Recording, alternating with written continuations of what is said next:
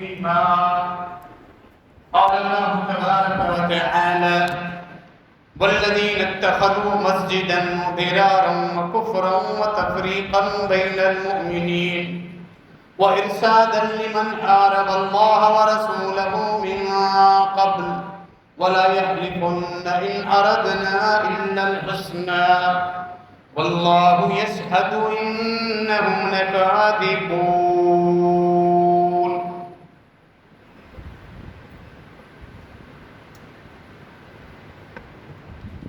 سورہ توبہ آیت نمبر 107۔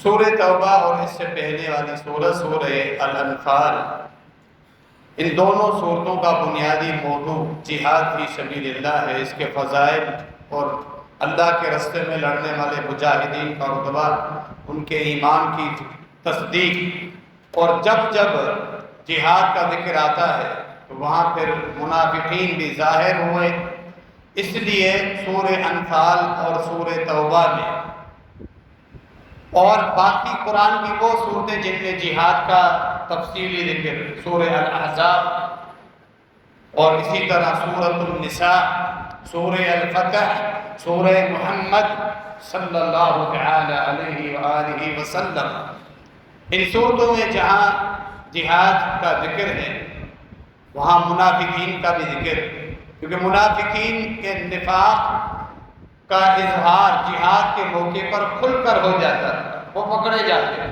جب بھی جہاد کا موقع آتا ہے، اسی موقع پر وہ پکڑے جاتے ہیں، اور مسلمانوں کے سامنے جو شکوک ہوتے تھے وہ یقین میں تبدیل ہو جاتے ہیں کہ واقعتاً یہ منافقین میں سے۔ سورہ توبہ میں اللہ رب العالمین نے جہاں تفصیلی طور پہ منافقین کے راز، ان کے مختلف رازوں سے پردہ اٹھایا ہے، ان کی نیتوں کو واضح کیا، ان کی ارادوں کے متعلق اللہ نے مسلمانوں کو آگاہ کیا، وہاں ان کی طرف سے ہونے والی جو حرکتیں تھیں مسلمانوں کو نقصان پہنچانے کے لیے، اللہ نے وہ تفصیلی ان چیزوں کا ذکر فرمایا۔ یہ آیت مبارکہ سورہ توبہ کی آیت نمبر 107 ایک انتہائی گھناؤنی حرکت منافقوں کی اللہ رب العالمین نے اس چیز کا ذکر فرمایا۔ منافقین اندر سے یہود و نصارہ سے روابط میں تھے، بالخصوص ان دنوں مدینہ میں آنے کے بعد جب مسلمانوں کو کامیابیاں مل رہی تھی قریش کے خلاف اور وہاں علاقے کے یہودیوں کے خلاف، اور جو قریب والے بحرین اور نجران وغیرہ کے عیسائی تھے وہاں بھی مسلمانوں کو کامیابی مل چکی، اب غسان اور روم کے علاقے کے جو عیسائی تھے، بادشاہ تھے، ہرقل اس وقت ان کی قیادت کر رہا تھا۔ منافقین میں سے ایک بڑا سرکردہ انسان ابو عامر اس کا نام تھا، سیدنا حنظلہ رضی اللہ تعالی غسیل الملائک، یہ مخلص صحابہ میں سے تھے جن کو فرشتوں نے غسل کیا، ان کا معروف واقعہ کتب حدیث میں موجود ہے۔ امام بخاری رحمہ اللہ نے بھی ان کے غسیل الملائکہ ہونے کی تصدیق کی، اپنی بیوی کے حق صحبت ادا کی، اور پھر فوراً جب جہاد کے لیے بلاوا آ گیا میدان جہاد میں نکل پڑے اور شہید ہو گئے، فرشتوں نے ان کو غسل کیا۔ حنظلہ رضی اللہ عنہ ان کے والد تھے یہ منافقین میں سے، جیسا کہ عبداللہ بن ابی یہ بھی منافق تھا، منافقوں کا سردار، اس کا بیٹا مخلص صحابی، اس کا نام، بیٹے کا نام بھی عبداللہ رضی اللہ تعالیٰ عنہ۔ یہ ابو عامر بڑا سرکردہ آدمی تھا منافقین کے لیے، اس نے روابط قائم کیے، روابط تھے عیسائیوں کے ساتھ، ہرقل کے ساتھ، یہ طے پایا اب تم ایسا کرو کھل کر ان مسلمانوں کے ساتھ تم اعلان جنگ نہیں کر سکتے، یہ اب زور پکڑ چکے، ان کو طاقت مل چکی۔ عبداللہ بن ابی اور دیگر اس کے جو ہم نوا تھے انہوں نے اسلام کا ظاہری اعلان کب کیا؟ جب مسلمانوں کو اللہ رب العالمین نے بدر میں واضح اور شاندار کامیابی عطا فرمائی، اتنی کامیابی قریش کے سرداران 70 کی تعداد میں بڑے بڑے ان کے رؤساء کا قتل ہوا تھا، جو عرب کے لیے ایک حیران کن معاملہ تھا اور بڑی کامیابی تھی. اس کو اللہ نے یوم الفرقان قرار دیا. وہ دن حق اور باطل میں فرق کرنے والا دن. غزوہ بدر منافقین نے دیکھا اب ہماری دال نہیں گلے گی، اب ایسا کرو مسلمانوں کی تلوار کی نوک سے بچنے کے لیے ایک دن وہ ہماری گردنوں تک بھی آئے گی، اسلام کا اعلان کرو. اب جب یہ طاقت میں ہے مال غنیمت بھی سمجھ لیں گے، ہم مسلمان ہوں گے، ہمیں بھی مال ملتا رہے گا اور ان کی پکڑ سے ہم بچ جائیں گے. غزوہ بدر کی کامیابی کے بعد پھر عبداللہ بن ابی نے یہ پینترا تبدیل کیا اور اسلام کا اعلان کیا. نبی علیہ السلام کے ہاتھ میں آ کر پھر دل سے ایمان قبول نہیں کیا، مشرک تھا، اسی لیے اس کو منافق کہا جاتا. جو بنیادی اصطلاح ہے منافق کی وہ یہی، ظاہر کچھ اور کرے اس کے اندر میں کچھ اور. ظاہر ایمان کرے، اسلام کا اظہار کرے، اس کے اندر میں نفاق ہو، کفر ہو، اسلام کے ساتھ دشمنی ہو، اللہ اور اس کے رسول کے لیے بغض ہو، وہ منافق. ظاہر اپنے آپ کو مسلمان، یہی منافقین کیا کرتے تھے. اب ان کی جو مختلف معاملات چلنے لگے، یہ پالیسی ہوئی کہ تم ایک مسجد کی بنیاد ڈالو جو ہمارے لیے ایک ہاتھ کا کام دے، ایک مرکز ہو منافقین کا. اندر سے ہمارے روابط قائم ہوں گے، مدینے والوں کے متعلق جو ان کی سرگرمیاں ہیں ان سے ہم آگاہ ہوتے رہیں گے، ان کے خلاف اعلان کرتے رہیں گے. اس مسجد بظاہر مسلمان سمجھیں گے مسجد ہے، لیکن وہ ہمارے کنٹرول میں ہوگی اور ہم وہاں بیٹھ کے مسلمانوں کے خلاف اعلان کرتے رہیں. ابو عامر یہ منافق وہاں سے پیغام لے کر آیا، باقاعدہ مسجد کی بنیاد ڈالی گئی. مسجد قباء کے قریب، زیادہ فاصلہ بھی نہیں. مسجد قباء جس کو اللہ رب العالمین نے کہا کہ جس کی بنیاد تقویٰ پر ڈالی گئی، مسجد نبی مسجد قباء.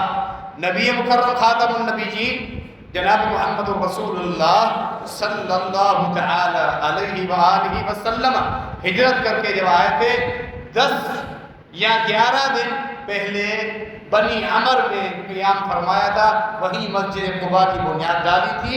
اس کے بعد مدینہ منورہ تشریف لائے اور مسجد نبی کی بنیاد ڈالی تھی. اس کے قریب انہوں نے مسجد کی بنیادیں ڈالی اور مسجد بنا بھی دی. مسلمانوں کو دھوکہ دینے کے لیے، اللہ کے نبی صلی اللہ علیہ وسلم کو دھوکہ دینے کے لیے یہ آئے اور کہنے لگے کہ آپ کے بابرکت وجود سے ہم چاہتے ہیں اس مسجد کا افتتاح. آپ آئیں، پہلی نماز آپ پڑھائیں تاکہ افتتاح ہو جائے. کیونکہ باقی مخلص صحابہ اگر اپنے گھروں میں کسی شرعی عذر کی وجہ سے جائے نماز بناتے تھے تو نبی علیہ السلام سے افتتاح کرواتے تھے برکت کے لیے. نبی علیہ السلام ان دنوں غزوہ تبوک کی طرف جا رہے، غزوہ تبوک کا سفر جاری تھا. آپ صلی اللہ علیہ وسلم نے فرمایا میں تبوک سے واپسی میں اس معاملے کو دیکھتا ہوں، جو مسجد تم نے بنائی ہے میں آؤں گا اور وہاں نماز پڑھوں گا تاکہ اس مسجد میں برکتیں شروع ہو جائے، کام شروع ہو جائے. کیونکہ جب تک وحی نہیں اترتی تھی اللہ کے نبی علیہ السلام کو بھی علم نہیں ہوتا تھا کسی کے اندر میں کیا ہے، اس نے نیت کیا کی، ارادے کیا ہے. اس لیے کہ نبی مکرم جناب محمد رسول اللہ صلی اللہ علیہ وآلہ وسلم عالم الغیب نہیں. جب تک اللہ کی طرف سے وحی نہیں اترتی تھی آپ کے علم میں وہ بات نہیں آتی. غزوہ تبوک کے دوران وحی اتری اور یہی آیات اتری جب آپ مدینہ منورہ پہنچنے والے تھے، جو میں نے خطبے کی تمہید میں پڑھی، سورہ توبہ کی آیت نمبر 7، والذین اتخذوا مسجدا ضرارا. اور وہ لوگ ان سے احتیاط کریں جنہوں نے مسجد کو نقصان پہنچانے کے لیے بنایا. مسجد تو مسلمانوں کے فائدے کے لیے ہوتی ہے، ان کی اجتماعیت کے لیے ہوتی ہے، عبادات کے لیے ہوتی ہے. انہوں نے مسجد بنائی مسلمانوں کو نقصان پہنچانے کے لیے، وکفرن اور کفر پھیلانے کے لیے. مسجد تو ایمان اور توحید پھیلاتی ہے. مساجد جو اللہ کے گھر ہوتے ہیں ان میں توحید کا نور لوگوں کو ملتا ہے.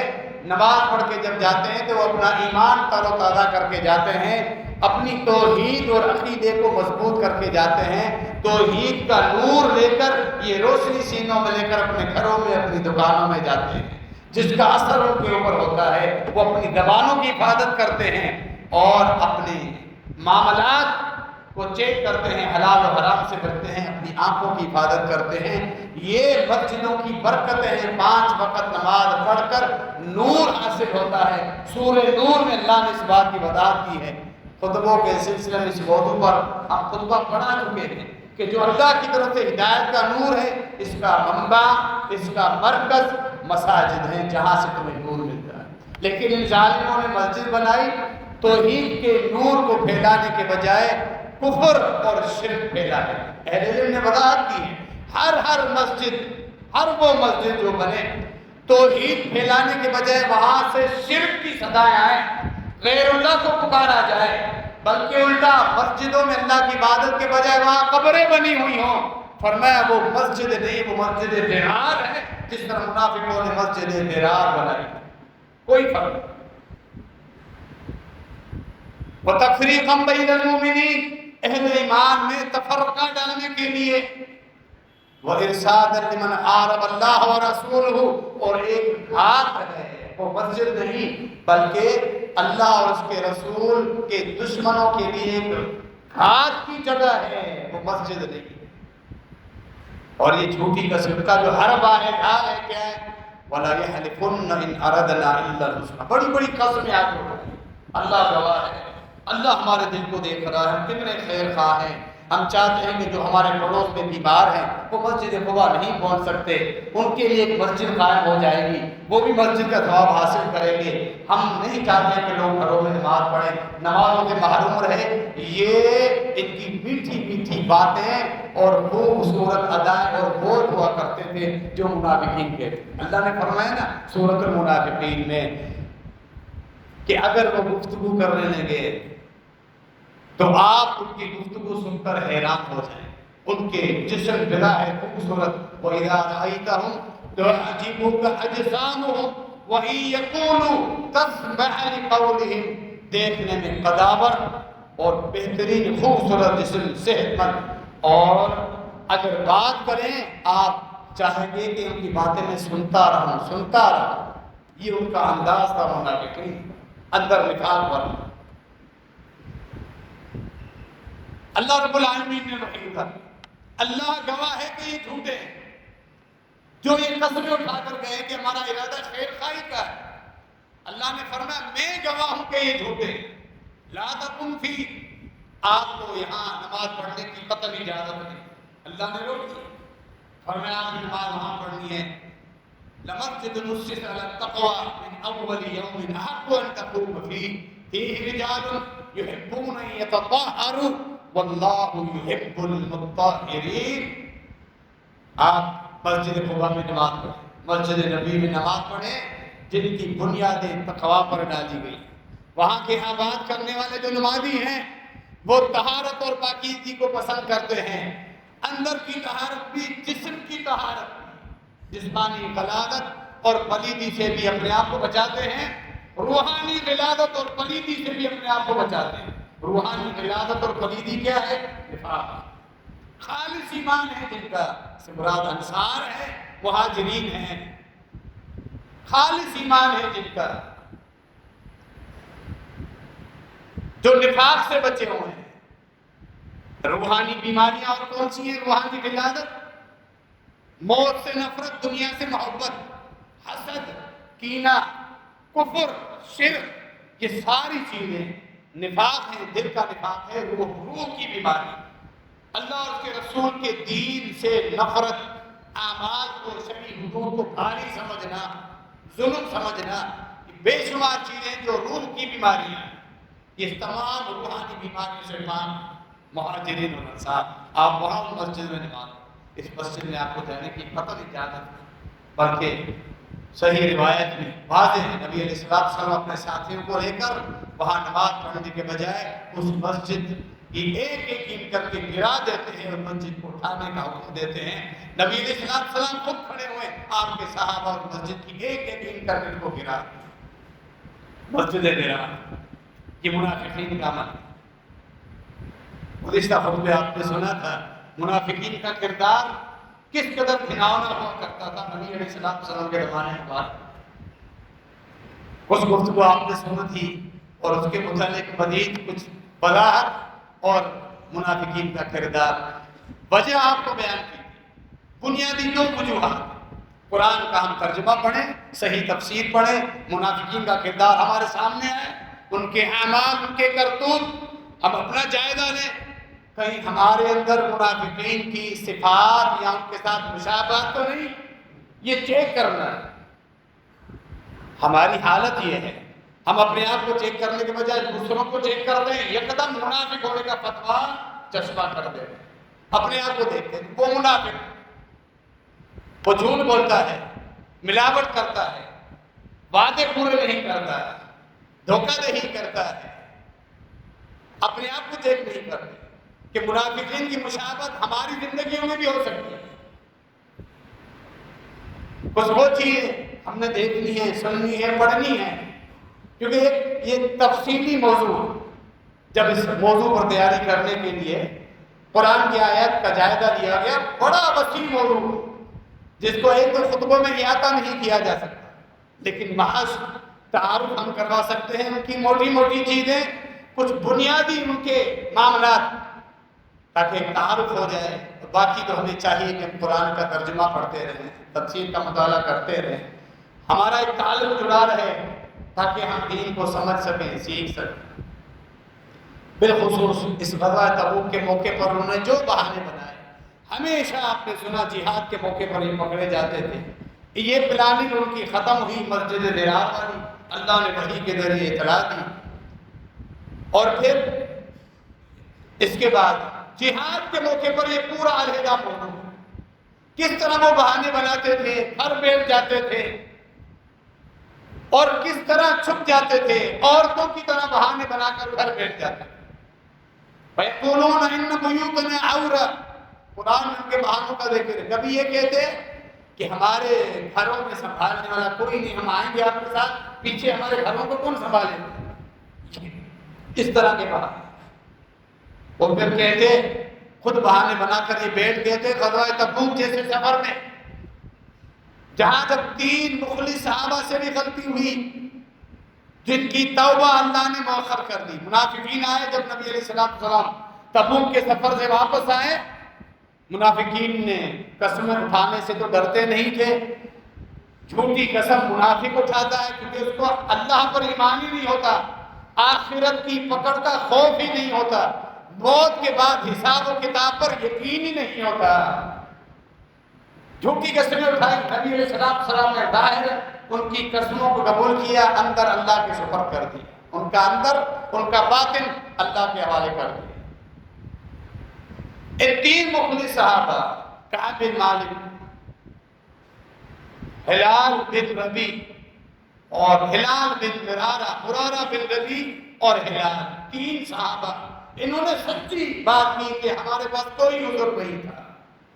کعب بن مالک کہتے ہیں یہ 50 دن ہمارے ساتھ جو بائیکاٹ کیا گیا، اس کے بعد اللہ نے ہماری توبہ نازل فرمائی۔ میں خوش ہوں، یہ 50 دن کا بائیکاٹ تو بڑا کٹھن تھا، بڑے مشکل سے یہ دن گزرے جو اللہ نے قرآن میں ذکر فرمایا۔ ضاقت علیہم الارض بما رحبت، زمین باوجود گشادہ ہونے کے ہمارے اوپر تنگ ہو چکی تھی، لیکن جب اللہ نے آیت اتاری، اللہ نے ہمیں معاف کر دیا۔ ان 50 دنوں میں جب مدینے کی گلیوں میں میں چلتا تھا تو مجھے وہی لوگ نظر آتے تھے جن کو منافق سمجھا گیا تھا۔ بدید میں افسردہ ہو جاتا، میں بھی منافقین کی طرح پیچھے بیٹھ گیا، منافقین ہی مجھے نظر آئے، ہمیشہ جہاد کے موقع پر پیچھے بیٹھنے کا۔ پھر اللہ نے مجھے معاف کر دیا، اور ان منافقین کے لیے اللہ نے سخت ترین الفاظ بیان فرمائے کہ اللہ نے آخرت میں ان کے لیے دردناک عذاب تیار کر کے رکھا ہے جو دنیاوی عذاب سے بچتے ہیں۔ اپنے کیونکہ انصار صحابہ میں سے جو ان کے رشتہ دار تھے الٹا ان کو روکنے لگ گئے، سخت گرمی ہے، تمہارے باغوں کا پھل پک چکا ہے، جہاں بیٹھ کے ٹھنڈی چھاؤں میں تم باتیں اور کچہریاں کرتے ہو، شام کے اوقات میں چنائی کا وقت ہے، ساری محنتوں کا صلہ حاصل کرنے کا وقت ہے، چنائی کا وقت جو کسان اور باغبان کے لیے انتہائی اہم اور بڑا ہی یہ میٹھا وقت ہوتا ہے جب محنت کا صلہ ملتا ہے۔ صحابہ کرام اپنے اخلاص کی بنا پر چلے گئے، کہنے لگے پھر گرمی اتنی دور کی مسافت، لا تنفروا فی الحر، اس گرمی میں مت باہر نکلو، جل جاؤ گے گرمیوں میں، پیاس کی شدت اور تکلیف، سواریاں بھی پوری نہیں اور پھر سہولیات بھی نہیں، کہاں مارے چکر پھرتے رہو گے۔ ان کو معلوم نہیں تھا یہ گرمیوں میں تکلیف اٹھانا یہ جنت کا سودا ہو رہا تھا۔ منافقین کو کیا احساس جنت کے سودے کیسے ہوتے ہیں، اللہ سے کاروبار کیسے کیا جاتا ہے، اللہ سے جنت کیسے خریدی جاتی ہے۔ منافقین کو تھوڑی پتہ تھا ان چیزوں کا، وہ تو دنیاوی تکلیف کو دیکھتے تھے۔ لا تنفروا فی الحر، اللہ نے جواب دیا ان بے وقوفوں کو بتاؤ، قل نار جہنم اشد حرا لو کانوا یفقهون، کہہ دیجئے کہ جہنم کی آگ اس دنیاوی دھوپ اور تپش سے کئی گنا بڑھ کر ہے، انتہائی سخت ہے، کاش کہ ان کو یہ بات سمجھ میں آ جائے۔ فَلْيَضْحَكُوا قَلِيلًا وَلْيَبْكُوا كَثِيرًا، اور جہنم میں جب یہ جائیں گے ہنسنے کے لیے، مسکراہٹ کے لیے ترس جائیں گے، کبھی ان کے چہرے پر مسکراہٹ نہیں آئے گی، ہمیشہ روتے اور چیختے چلاتے رہیں گے اس جہنم میں۔ تو جہنم سے بچنے کے لیے دنیاوی گرمی برداشت کرنا یہ اصول ہے اللہ رب العالمین کے دین کا، شریعت کا، اللہ کی پابندیاں فرائض کی صورت میں، روزوں نمازوں کی صورت میں، زکوٰۃ حج کی صورت میں، شرعی حدود کی صورت میں، حلال اور حرام کی صورت میں اللہ کی پابندیاں قبول کر لو، تمہارے جسم پر تمہارے نظروں کی حفاظت، کانوں کی حفاظت، زبان کی حفاظت، تمہارے گھروں میں دین ہو، اس آزمائش کو برداشت کر لو۔ بظاہر تکلیف دہ ہے لیکن اس ساری آزمائش کے بدلے اللہ نے تمہارے لیے جنت تیار کر کے رکھی۔ منافقین یہ اصول نہیں سمجھ سکتے۔ غزوہ احد کے موقع پر اس نے کیا بہانہ بنایا؟ غزوہ احد میں مشاورت ہوئی، نبی مکرم جناب محمد رسول اللہ صلی اللہ علیہ وسلم مشورہ کی کہ بیٹھ کے دفاع کریں یا باہر جا کر لڑیں۔ انصار صحابہ جنگ کے لیے بیدار، شہادت کے دیوانے متلاشی، باہر جا کے لڑیں گے اللہ کے نبی صلی اللہ علیہ وسلم۔ یہ اکثریت کا مشورہ تھا، فرمایا ٹھیک ہے، زرہ پہن دی، زرہ کے اوپر ڈبل زرہ پہنی نبی علیہ الصلوۃ والسلام۔ دین اسلام میں جہاں اللہ پر بھروسہ ہے وہاں احتیاط بھی ہے، دو زرہیں پہنی ہیں غزوہ احد میں نبی علیہ الصلوۃ والسلام۔ تیار ہو گئے، پھر کچھ صحابہ کو احساس ہوا کہ جنگ تو جنگ ہے نا، تو پھر آگے عبداللہ بن ابی کا مشورہ تو پیش یہی تھا کہ بیٹھ کے دفاع کریں۔ منافقین تو ویسے ہی جنگ سے ڈرتے تھے، موت سے ڈرتے تھے، تلواروں کی تیزی سے، چمک سے ڈرتے تھے، خوف کھاتے تھے، لیکن اس کا مشورہ نہیں لیا گیا کیونکہ اکثر کا مشورہ تو باہر لڑتے۔ بعد میں جب یہ بات ہے کہ اللہ کے نبی اب ہم یہ سمجھ رہے ہیں کہ آپ گھر بیٹھ کے دفاع کریں، فرمایا اب نہیں، یہ اللہ کے نبی کی شایان شان نہیں ہے جنگ لڑنے کے لیے زرہ پہن کے، اسلحہ پہن کے تیار ہو جائے، وہ اپنا اسلحہ اور زرہ اتار کے دوبارہ گھر میں بیٹھ جائے۔ نہیں، اللہ نے مجھے اس کی اجازت، اب ہم چلے جائیں گے، باہر جائیں گے، لڑیں گے، واپس پیچھے نہیں ہٹوں گا۔ میں نے کہا ٹھیک، یہ بھی اپنے ہمراہوں کے ساتھ منہ لٹکائے ہوئے باہر نبی علیہ السلام کے ساتھ دل میں کوستا ہوا کسی بہانے کی تلاش میں باقاعدہ احد پہاڑ کے دامن میں جب فوج پہنچتی ہے، مسلمانوں کا قافلہ نبی علیہ السلام کی قیادت میں، سامنے ابو سفیان رضی اللہ تعالیٰ عنہ، اس وقت مشرکین کے سپہ سالار رضی اللہ تعالیٰ عنہ، عبداللہ بن ابی، اس وقت اس نے بہانا، مسلمانوں کی تعداد 1000 تھی اور دشمنوں کی تعداد 3000 تھی غزوہ احد میں۔ اس نے کہا اپنے ہم نواؤں سے، کانوں میں سرگوشیاں اس نے شروع کر دی، میٹنگ کے شروع ہو گئی آہستہ آہستہ، بدا ہے اس نے سب کو اعتماد میں لے لیا اور کہنے لگا کہ ہمارا مشورہ کیوں نہیں لیا؟ ہم نے کہا تھا بیٹھ کے دفاع کرنا، ہمارا مشورہ نہیں لیا گیا، میں ناراض ہو کے واپس، ہمارا کب مشورہ لیا؟ یہ اپنے ساتھ اپنے ہم نواؤں کو 300 لوگوں کو واپس لے کر بہت مشکل یہ معاملہ تھا جب صحابہ کرام نے دیکھا مسلمانوں کی فوج میں 1000 کی تعداد کم، پھر میں سے 300 ہمارے ساتھی واپس جا رہے ہیں۔ اللہ نے قرآن میں فرمایا بنو سلمہ اور ایک اور قبیلہ جو مخلص صحابہ تھے ان کے پاؤں ڈگمگانے لگے، واللہ ولیہما، اللہ نے ان کو سنبھال لیا، اللہ نے ان کو سنبھال لیا، پھر ان کے دل مضبوط ہو گئے۔ لیکن عبداللہ بن ابی منافقین این موقع پر جس طرح کم کے دینا پیٹھ میں کھنجر گھونپا، انہوں نے مسلمانوں کے ساتھ یہی معاملہ کیا۔ ہمیشہ جنگ کے موقع پر یہی حالت۔ غزوہ احزاب، سورۃ الاحزاب آپ نے سنا، جہاں جہاد کا ذکر ہے وہاں منافقین کا ذکر بھی آتا ہے۔ جب حالات سخت ہے غزوہ احزاب، وَإِذْ بَلَغَتِ الْقُلُوبُ الْحَنَاجِرَ فَتَظُنُّونَ بِاللَّهِ الظُّنُونَ، اللہ نے یہ الفاظ فرمایا کہ خوف کا عالم یہ تھا، چاروں طرف سے دشمن نے گھیرا ہوا ہے، اسباب بھی نہیں، کھانے پینے کے اسباب بھی نہیں، بھوک میں اسباب بھی نہیں ہے، تعداد بھی کم ہے، اور حملہ آور لشکر کی تعداد قریش، غطفانی قبائل، یہودی سب مل کر ایک ہو کر مسلمانوں سے لڑنے آئے تھے۔ حالت یہ تھی تمہارے دل اب منہ کو آ رہے تھے، کہتے ہیں کلیجہ منہ کو آ رہا تھا، دل پھٹے جا رہے تھے۔ وَبَلَغَتِ الْقُلُوبُ الْحَنَاجِرَ، حلق کو اٹک گئے تھے تمہارے دل۔ ایک عربی کا معنی ہم کہتے ہیں انتہائی ڈر اور خوف کی آخری کیفیت کہ دل پھٹا جا رہا ہے، یہ الفاظ ہے۔ اور تمہارے دلوں میں شیطان وسوسے ڈال رہا تھا اللہ اور اس کے رسول کے بارے میں، لیکن مخلص صحابہ کرام نے وسوسوں کو جھٹکا۔ اللہ نے آگے ذکر فرمایا، کہنے لگے ھذا ما وعدنا اللہ ورسولہ وصدق اللہ ورسولہ، یہی تو وہ آزمائشیں ہیں، اللہ نے ہم سے وعدہ پہلے کیا ہے، اللہ کے پیغمبر نے بھی وعدہ کیا ہے، اللہ اور اس کے پیغمبر کے وعدے سچے ہیں۔ مسلمانوں کی زبانوں سے پھر یہ الفاظ نکلے، اللہ نے ان کو توفیق دی۔ منافقین کہنے لگے ما وعدنا اللہ ورسولہ الا غرورا، تمہیں کامیابی ملے گی، تمہارے پیغمبر نے کیا کیا وعدے کیے تھے کہ کسریٰ پر فتح ہے بھی، اس وقت کے سپر پاور پر، اور مثالیں دے کر مذاق کر کے کہنے لگے ابھی حالت تو یہ ہے کہ حاجت کرنے کے لیے ہم باہر نہیں نکل سکتے۔ یہ الفاظ کس رہے تھے منافقین، ابھی حالت یہ ہے حاجت کرنے کے لیے باہر نہیں نکل سکتے، سارے جھوٹے وعدے ہیں، کامیابی ملے گی، نصرت ملے گی، امن ملے گا، غالب ہو جائیں گے، سکون سے رہیں گے، اور کچھ بھی نہیں، چھوڑ دو اس دین کو اگر تم زندہ رہنا چاہتے۔ لا مقام لکم فارجعوا، وہاں سے تم اچک لیے جاؤ گے اس کے پیچھے اگر چلو گے۔ یہ منافقین کا کردار، اس کے مقابلے میں مخلص صحابہ کا کردار اللہ نے سورۃ الاحزاب میں بیان فرمایا۔ نہ جنگ میں چلتے تھے ساتھ، اور جانے والوں کو روکنا، اور اگر مدینے میں رہ کر دفاع کر رہے ہیں تو ماحول خراب کرنا، اور مسلمان عورتوں کو، بچوں کو، مردوں کے اندر خوف و ہراس پھیلانا، بے یقینی کی کیفیت پھیلانا۔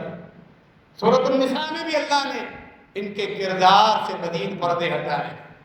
وَإِذَا جَاءَهُمْ أَمْرٌ مِّنَ الْأَمْنِ أَوِ الْخَوْفِ أَذَاعُوا بِهِ، کردار یہ ادا کرتے تھے گھر میں بیٹھ کر عورتوں کے ساتھ بیٹھے رہتے، کوئی خبر آ جاتی مسلمانوں کی کامیابی کے متعلق یا کسی نقصان کے متعلق فوراً اس کو پھیلا دیتے۔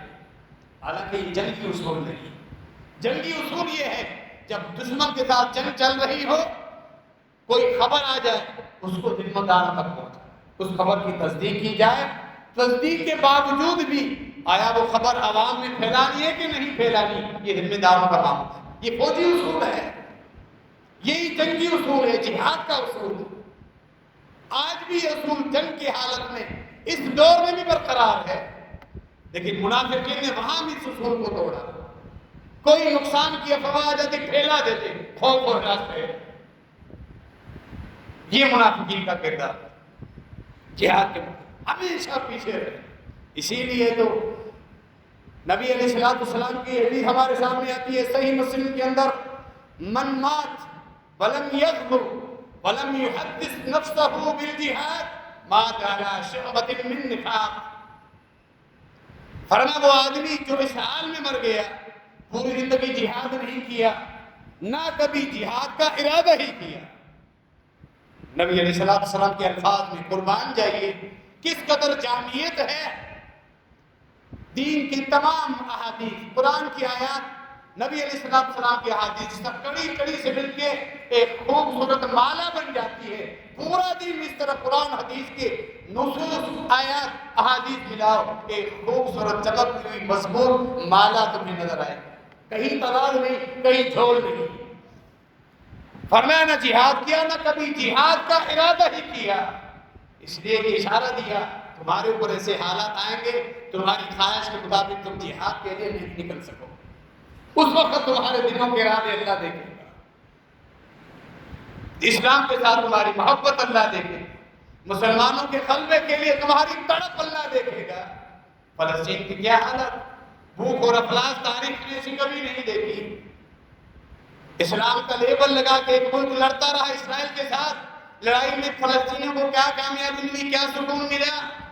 حملے یہودیوں نے بڑھا دیے اور پہلے سے زیادہ بھوک اور افلاس۔ اہل علم نے اس وقت بھی کہا تھا یہ ڈرامہ ہے، تمہیں اس سے کوئی خیر نہیں ملے گی، ظالموں یہ ڈرامہ تم نے کیا، 1 مہینے 2 مہینوں کے لیے یہودیوں کو کیا نقصان پہنچائے، مسلمانوں کو کیا فائدہ پہنچائے؟ اس وقت ممبروں سے آواز اہل سنت و جماعت کے علماء نے آواز دی تھی کہ وقت بتائے گا اس ڈرامہ بازی کے اندر کس قدر حقیقت، وہ وقت نے بتا دیا۔ پہلے سے حالت زیادہ خراب ہے فلسطین، ہمارے اندر کیا افسوس، خود ہمارے سامنے جب مرکن غذائیں یہ کھانے طرح طرح کے طعام ہم کھاتے ہیں، اس وقت احساس کر لیا کرو ہمارے فلسطینی بھائی دن میں 1 مرتبہ بھی کھانا بڑی مشکل سے ملتا ہے، ان کے بچوں کی حالت دیکھیں کمزوری میں، جو بھوک افلاس کی وجہ سے مر رہے ہیں، ہمارا احساس کہاں چلے؟ اس حدیث کے اندر اسی احساس کی طرف اشارہ ہے۔ حالات ایسے آئیں گے، حکمرانوں کے تم تابع ہوں گے، وہ نہ جہاد کا سوچیں گے، نہ اسلام کا سوچیں گے، نہ اللہ کا، نہ اللہ کے رسول کا صلی اللہ علیہ وسلم۔ تمہارے دلوں میں اللہ تڑپ دیکھے گا، تمہاری زندگیاں اللہ دیکھے گا، تمہاری طرف کم از کم دعا تو کر لو، تنہائی میں تہجد میں اپنے کاروبار کے لیے دعائیں کرتے ہو، اپنی اولاد کی اصلاح کے لیے دعائیں کرتے ہو، اچھی بات ہے، اس وقت فلسطینی کو بھی یاد کر لیا، اللہ ان کو ان مشکل حالات سے بھی نکال، جو بھی دعاؤں کی قبولیت کی گھڑی ہے۔ فرمایا نبی علیہ السلام نے اسی لیے اس حدیث کے الفاظ، کبھی ارادہ بھی نہیں اسلام کی تڑپ اور تائید کے لیے، یہ بھی منافق ہے، یہ نفاق کے شعبے میں مرے گا، ایمان خالص نہیں ہو۔ اللہ رب العالمین ہم سب کی اصلاح فرمائے، نفاق کی تمام شعبوں سے، مشابہت سے اللہ رب العالمین ہمیں محفوظ رکھے، آمین۔ وما علینا الا البلاغ۔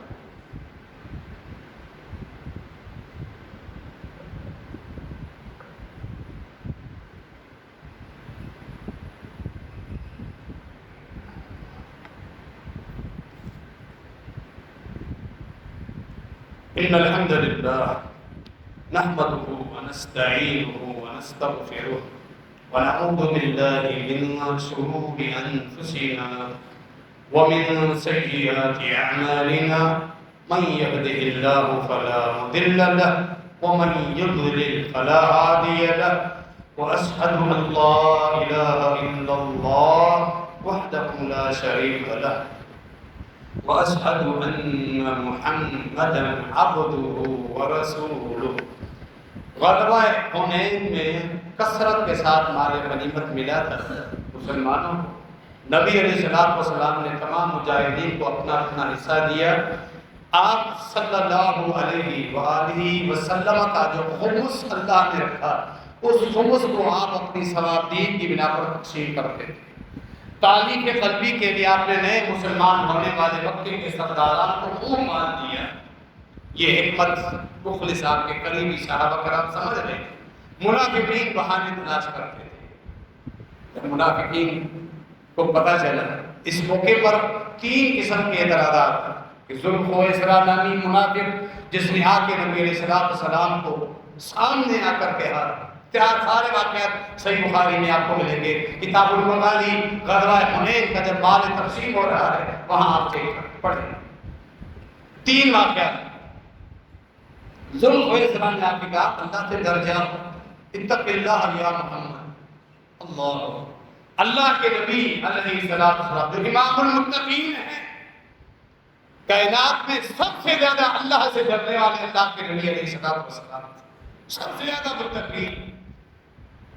کہنے لگا ظالم آپ اللہ کے، فرمایا نبی علیہ السلام نے مجھے اللہ نے تمہارے دین کا امین بنا کر مبعوث کیا ہے، میں اگر نہیں اللہ سے ڈروں گا، اس مال میں خود گل کروں گا، تو دنیا میں کون ہوگا جو اللہ سے ڈرے؟ خالد بن ولید آئے، عمر بن خطاب آئے، فوراً اجازت طلب کی، اس ظالم کی ہم گردن اڑائیں گے. فرمایا نہیں، بظاہر نمازیں پڑھتا ہے، چھوڑ دو. لوگ کہیں گے محمد اپنی ساتھی کو قتل کرواتا ہے صلی اللہ علیہ وسلم، پھر اس وجہ سے اسے چھوڑ دیا، اس لیے کہ بظاہر نمازیں پڑھتا. منافقین کو پتا تھا، ٹوٹی پھوٹی نمازیں پڑھتے تھے، تھوڑی وضاحت اس پر بھی کرنے لگا. ٹوٹی پھوٹی نمازیں پڑھتے تھے، لیکن پتا تھا اپنا اسلام ظاہر کرنے کے لیے نماز پڑھنا ضروری. نماز نہیں پڑھیں گے ہمیں لوگ مسلمان سمجھیں گے. یہ اسلام کا اس وقت ماحول تھا. فرمایا نمازیں پڑھتا ہے اس لیے لوگ کہیں گے محمد اپنے ساتھیوں کو قتل کر. دوسری غلطی نوجوان انصار صحابہ، وہ اس حقیقت کو سمجھ نہیں سکے. کہنے لگے قریش سے لڑ لڑ کر ہم نے انہیں دین میں داخل کیا، ہماری تلواروں سے ابھی تک ان کا خون ٹپک رہا ہے، پھر خصوصی جو انعامات دیے جا رہے ہیں انہیں قریش کو دیے جا رہے ہیں. اللہ کے نبی علیہ السلام نے صرف انصار کو جمع کیا ہے خیمے میں، انہیں سمجھایا، انہیں اپنی غلطی کا احساس ہوا اور وہ باقاعدہ معافی مانگنے کے لیے تیار. یہ مخلص صحابہ، نوجوان انصار صحابہ سے غلطی ہوئی، اصلاح ہوئی. تیسرا اعتراض بھی منافقین کی طرف سے آیا، وہ ظاہر نہیں ہوئے. کہنے لگے یہ جو تقسیم ہوئی ہے اس میں اللہ کی رضا مطلوب ہی نہیں تھی. آپ ان الفاظ کا اندازہ لگاؤ، کس ہستی کے بارے میں الفاظ کہے گئے؟ اللہ کے نبی صلی اللہ علیہ وسلم کے متعلق. آپ کو ہی کہا جائے، صرف آپ، ہم تو عام آدمی ہیں، گنہگار ہیں، کیا حیثیت ہے ہماری؟ ہمیں کچھ معلوم نہیں ہمارا خاتمہ کس طرف ہو، جنت اور جہنم کی تقسیم ہمیں کچھ معلوم نہیں ہم کدھر جائیں. ہم بھی کوئی نیکی کریں، کوئی آ کر کہے تم تو ریاکاری کر رہے ہو، کتنی تکلیف ہوگی. اللہ کی رضا تمہیں مطلوب ہی نہیں، لوگوں کی واہ واہ تمہیں مطلوب ہے. پورا اندر سے ہم کٹ جائیں گے، جل جائیں گے. اللہ کے نبی علیہ السلام کے بارے میں الفاظ تھے. عبداللہ بن مسعود کہتے ہیں جب یہ الفاظ نبی علیہ السلام تک پہنچے، چہرہ مبارک غصے اور دکھ کی ملی جلی کیفیت کی وجہ سے سرخ ہو چکا تھا. کنٹرول کیا، عفو اور درگزر سے کام لینے لگے، صبر کیا. اللہ نے چوڑا سینہ، صبر کرنے کے لیے بھی سمندروں جیسا سینہ اللہ رب العالمین نے عطا کیا. اللہ نشرح لک صدرک، سورہ انشراح، ہم نے آپ کا سینہ چوڑا کر دیا. یہ ساری چیزیں اس آیت کے مفہوم میں شامل ہیں. صبر کیا اور تسلی دی. اپنے آپ اپنے سامنے سیدنا موسیٰ علیہ السلام کی سیرت کو سامنے رکھا. فرمایا رحم اللہ موسیٰ لقد اوذی اکثر من ھذا فصبر. اللہ کی کروڑوں رحمتیں ہوں میرے بھائی موسیٰ علیہ السلام پر، انہیں مجھ سے زیادہ تکلیفیں دی گئی. یہ پھر عاجزی اور تواضع کے الفاظ، مجھ سے زیادہ تکلیفیں دی گئی، انہوں نے صبر کیا. انہوں نے صبر کیا یعنی مجھے بھی تو صبر کر. اللہ نے سورہ انعام میں اپنے پیغمبر کو بھی حکم دیا ہوا تھا، وہ موجود.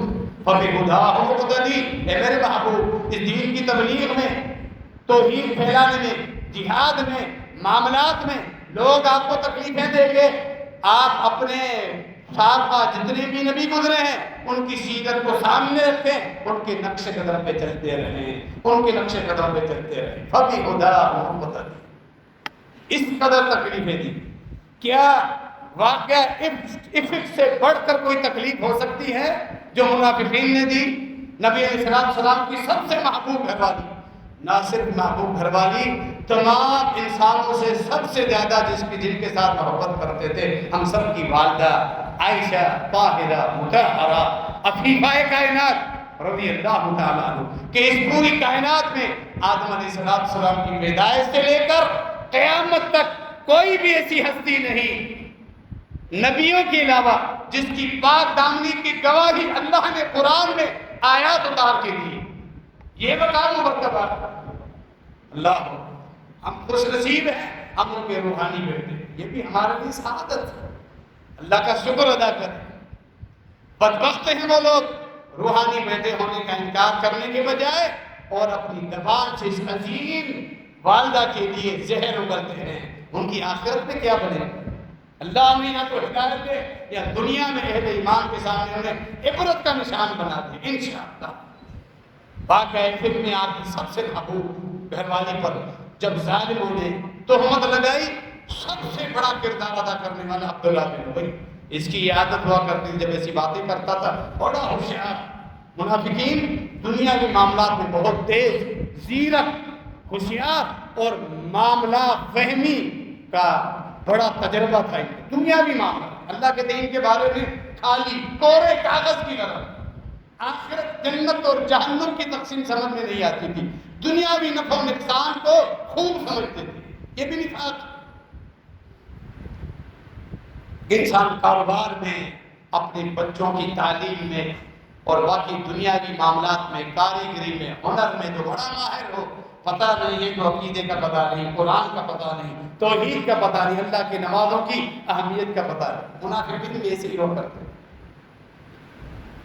یہ بیٹھ کے باتیں سنتا اور انداز اس طرح کرتا کہ بات مزید پھیلے، کھل کے اس نے کبھی الزام نہیں لگایا، لیکن ماحول بنانے میں بڑا کردار اسی نے۔ والذی تولی کبرہ منہم لہ عذاب عظیم۔ یہ جو 10 آیات اپنی بات دامنی کی گواہی میں اللہ نے درمیان میں یہ الفاظ لے کے فرمائے، جس بدبخت نے سب سے بڑا کردار ادا کیا ہے، اس کے لیے دردناک عذاب آخرت میں۔ ایک مہینہ وحی میں جب تاخیر ہوئی، نبی علیہ السلام جب معاملے واضح ہو کے مشورے کیے، علی بن ابی طالب رضی اللہ تعالیٰ سے مشورہ کیا، اسامہ بن زید سے مشورہ کیا، گھر کی جو باندھی تھی، خادمہ تھی بریرہ رضی اللہ عنہ سے مشورہ کیا، مطمئن ہوئے کیونکہ وحی ابھی نہیں اتر رہی تھی۔ وحی کے بغیر پیغمبر اپنی زبان سے کتنی گفتگو کرتے تھے۔ صحابہ کرام کو جمع کیا، خصوصاً انصار کو، کیونکہ یہ قبیلہ یہ انصار تھا، اس کا عبداللہ بن ابی۔ اب آپ بشری تقاضے غالب ہوئے نبی علیہ السلام پر، چاہتے تھے اس کو میں اب کھل کر سزا دوں۔ صحیح بخاری میں وہ تفصیل سے واقعہ آپ کے سامنے آیا۔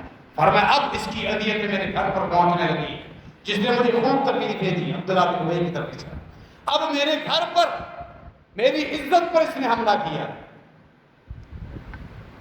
وہی مثال میں دوبارہ دہرائی کروں، وہی الفاظ ہوں، انسان کو اس کی بیوی کے متعلق تھوڑا سا بھی کوئی الفاظ کا یا بیوی پر تھوڑا نظر رکھا ہے، مر جانے کے لیے، زمین کے اندر گڑ جانے کے لیے، کیا ہمارے لیے اتنا کافی نہیں؟ کوئی ہم سے یہ کہ اپنی بیوی پہ نظر رکھو، بس ہم تو مر جائیں گے، دل نہیں چاہے گا کہ زمین پہ ہم زندہ رہیں۔ ایک مہینے تک یہ ماحول مدینہ منورہ میں بنا رہا، اللہ کے نبی علیہ السلام کے حرم کے متعلق یہ باتیں ہوتی رہی۔ اندازہ لگاؤ کس کوفت میں اللہ کے نبی علیہ السلام نے یہ وقت گزارا تھا۔ کردار ادا کرنے والے یہی منافقین، کتنی تکلیفیں پہنچائی تھی بدبختوں نے۔ پھر جب نبی علیہ السلام نے اس کو سزا دینے کا ارادہ کیا تو انصار قبائل کا آپس میں اختلاف ہو گیا، لڑائی ہونے لگی تھی۔ آپ علیہ السلام چپ کر گئے، سمجھ گئے اس بدبخت کی ساری سزائیں اللہ نے اپنے پاس آخرت میں رکھی ہوئی ہے، دنیا میں اس کے لیے کوئی سزا نہیں۔ اور یہ بھی اللہ کی سنت ہے، یہ بھی اللہ کی سنت ہے، جب اللہ کسی سے سخت نفرت کرتا ہے اسے دنیا دے دیتا ہے، ساری دنیا میں کامیابیاں کو ملتی جاتی ہے، کوئی پکڑ نہیں ہوتی۔ اللہ چاہتا ہے اس کا سارا عذاب جہنم کے عذابوں کی صورت میں ہو، دنیا کے عذابوں میں کیا؟ یہ تو ہلکے سے جھٹکے ہے، عذاب تو جہنم کا ہے، اللہ نے اسی لیے اس کو چھوڑ دیا، سمجھ گئے اس کا سارا عذاب۔ پھر منافقین کے حوالے سے یہ پورا موضوع ہے جو ان کی نمازیں تھی۔ ہمارا وقت پھر مکمل ہو چکا ہے، ہم اپنی نمازوں کو چیک کریں۔ منافقین کے بارے میں جو اللہ نے بیان فرمایا کہ جب یہ نمازوں پڑھتے ہیں سست ہو کر پڑھتے تھے، سست ہو کر ہم مسلمان اپنے آپ کو کہلاتے ہیں پڑھتے ہی نہیں ہیں نماز، پورا اللہ کا فریضہ چھوڑ دیتے ہیں، پکے تھپا لگے ہوئے مسلمان ہم خود کو سمجھتے ہیں۔ دوسروں پر فتویٰ لگانے کا بڑا شوق ہوتا ہے، پھر پڑھتے فجر نہیں۔ یہاں جمعے میں ہماری حاضری، ہر کوئی اپنے آپ کو چیک کرے، کسی دوسرے کو ٹوکنے کے لیے نہیں، فتویٰ لگانے کے لیے نہیں، اپنی اصلاح کرنے کے لیے۔ میرے اندر منافقت تو نہیں، کیا میں نے آج فجر باجماعت پڑھی؟ نہیں تو یہ واضح طور پہ منافق کی نشانی ہے۔ میں پھر بھی خوش رہو، مطمئن رہو، پکا مومن ہو، فتویٰ لگا ہوا ہے، دوسروں پر فتویٰ لگانے کا شوق۔ فرمایا منافقین پر یہ دو ہمارے بھاری الفاظ غور کریں، کن کن الفاظ کی طرف آپ کو دھیان دلایا جائے۔ پڑھتے تھے لیکن بوجھ سمجھ کے آتے تھے، عشاء اور فجر میں پڑھتے تھے، بوجھ سمجھتے تھے۔ جو پڑھتا ہی نہیں ہے اللہ وہ کہ نہیں میں پکا مومن نہیں، منافق وہ تسلیم نہیں بھی کرتا، وہ منافق۔ ہم بھلے تسلیم ڈھیل بن جائیں، آنکھیں بند کر لیں، کیا ہوگا؟ جو اصول ہے وہ اپنی جگہ پر برقرار، ہم اپنی اصلاح کر رہے ہیں، ہم اپنی اصلاح کر رہے ہیں۔ خطبے کی تمہید میں آپ کے سامنے اس موضوع کے بیان کرنے کا مقصد بیان کیا ہے۔ نبی علیہ السلام کا صبر، تحمل، کتنی تکلیفیں آپ کو دی گئی، کتنا چوڑا سینہ اللہ نے آپ کو دیا تھا، کس قدر صبر کا پیکر بن کے رہے اور لوگوں کو وہ نمونہ دکھایا۔ اور دوسرا جو پہلو فائدہ اس موضوع کا، ہم اپنے معاملات خود چیک کریں، ہم اپنی عبادات، ہم اپنی نمازیں چیک کرتے اور پھر دیکھیں کہ ہماری نمازیں کیسے۔ عبداللہ بن مسعود کہتے ہیں ہم منافقین کو نمازوں کے ذریعے پہچانتے تھے، جہاں میں نہیں اکثر جماعتیں چھوٹ جانا، اکثر رکعتیں رہ جانا، بعد میں پتہ چلا یہ منافق، کبھی کبھار تو نہیں مانتے رہ عادی لوگ ہوتے ہیں، جماعت کے بعد ہر وقت جماعت کے بعد ہر وقت جماعت چھوٹ رہی ہے، رکعتیں نکل رہی۔ ارے اللہ کے بندو، یہ مسلمان کہنے والے، فلسطین کے نام پہ یہودیوں کو گالیاں بکنے والے، خود پڑھتے نماز نہیں، خود منافق ہیں اور زبان سے کیا کچھ نکل رہا۔ اللہ رب العالمین ہم سب کی اصلاح فرمائے۔ اس موضوع کے بیان کرنے کا مقصد یہی تھا، ہمیں کوئی تعارف ہو جائے مدینے میں کیا گھناؤنا کردار تھا منافقین کا، اور اس نے انہوں نے کس طرح تکلیفیں پہنچائی، مسلمانوں کا صبر، خود اللہ کے نبی علیہ السلام کا صبر، اور ہم بھی اپنے آپ کو منافقین جیسی گناہی حرکتوں سے بچانے کی کوشش کریں تاکہ ہمارا خاتمہ خیر پر ہو، ایمان ہو، اور قیامت کے دن اللہ رب العالمین ہمیں نیک اور صالحین میں شمار فرما دیں، آمین۔ درس قرآن و حدیث آج بعد نماز مغرب جامع مسجد ابو ہریرہ رضی اللہ عنہ، حدیث نبی پاک صلی اللہ علیہ وسلم میں محترم فضیلت الشیخ آپ